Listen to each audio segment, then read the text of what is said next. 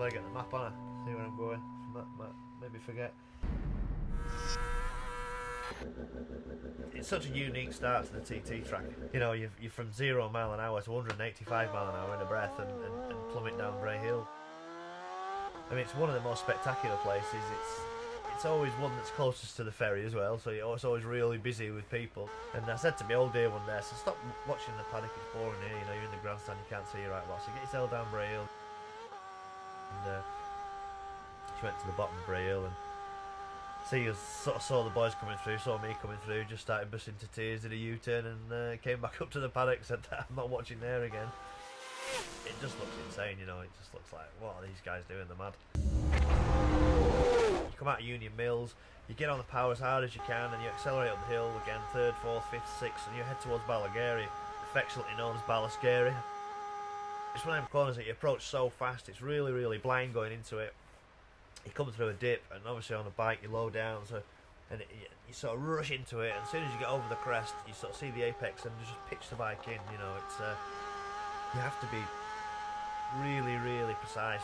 When you get out of there good, you probably do it maybe once every 4 times, and you know you've got through it fast, and it gives you a little buzz, you know, and you know you're going to run all that speed all the way down through Crosby. And all of a sudden you're into Kirkmichael, and then the road just goes so narrow. And you've got your local bakery, your convenience store that's not changed since the TT started, you know.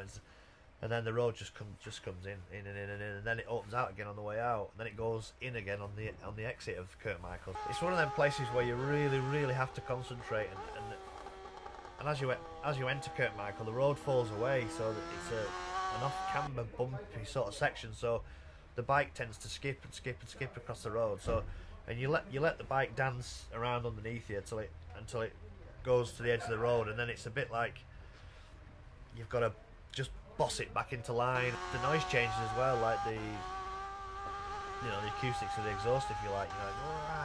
Everything changes because it comes in, so the noise resonates around all the houses and stuff. So yeah, it's quite a unique place. It's just through it, and depending on what bike you're on, the big bikes feel so fast around there. 600's a little bit more in control, but the super bikes, sheesh, they're just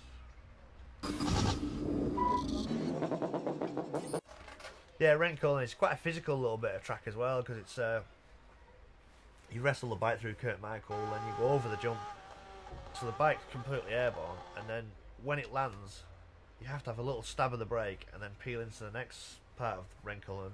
I think it's called Birkin's Bends, I'm not 100% certain, but it goes like off a camber, right-hander, and a big long left-hander, then another jump. So you have to, when you come out of the left-hander before the second jump, the bike has to be dead straight. If you're still leaned over a little bit, the bike tends to take off sideways, and then it all ties itself into knots. So if you hit it straight, so it is a a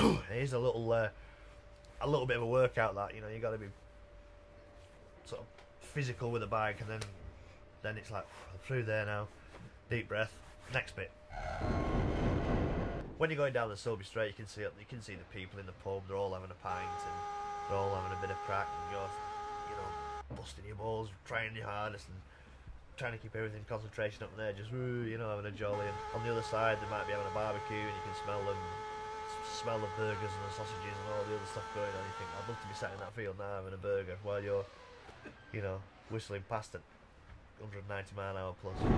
But if I take you over the mountain quickly, you've got the end of the mountain mile, which is the mountain box. That's actually 4 left-handers taken as one. After 16 years, 17 years, I'm getting it right. And then a couple of little kinks, which are quite easy. A bumpy left-hander before the veranda. The veranda's 4 rights taken as one, so you have to be the middle of the left-hand side of the road on the first bit. You have to be on the white line on the second bit. You have to be in the middle of the road on the third bit on the right hand side, and then apex on the last bit where the wall is. So, but it's not just, it's wind, directions, and things can just throw you out of line a little bit. So it's one of them corners we just make tiny little adjustments all the way around, but it's a real difficult corner. 5th gear as well, so you're doing 165 around it, no problem. Joking apart, as a racer into the Craig, you've got to be spectacular, you know what I mean? There's just so many people on all down the outside. You've got to be fast around there, otherwise the boys will be just ripping you to death. Back it in a little bit, get your knee down. I've actually seen my mates actually on the braking point on the left hand side. I've seen them there, and they're like this with a pint of lager, giving it whatever, and thinking, oh, you buggers, I mean, in the race this year, I've never seen so many people. I say it every year, but I don't think I've seen so many people at the Cregner Bar, and. When they've got the programmes on the wavy, and it's quite a moving experience. It's I was the kid watching the racing, waving my programme at Joey Dunlop and Steve Hislop and all the boys through the years, and role reversal. I'm on the bike heading down the mountain to win another race. I always wanted to cross the line on the back wheel, but it's sometimes if you do a wheelie too early, it runs away with it. You see, so you're first, you're second, you're third, you're fourth, and by the time you're doing 150 mile an hour back wheel. I've definitely got my hand on the thumb brake anyway, in case it comes a bit too high, I can get it back down again. But yeah, that feeling is it's phenomenal. It's just unbelievable.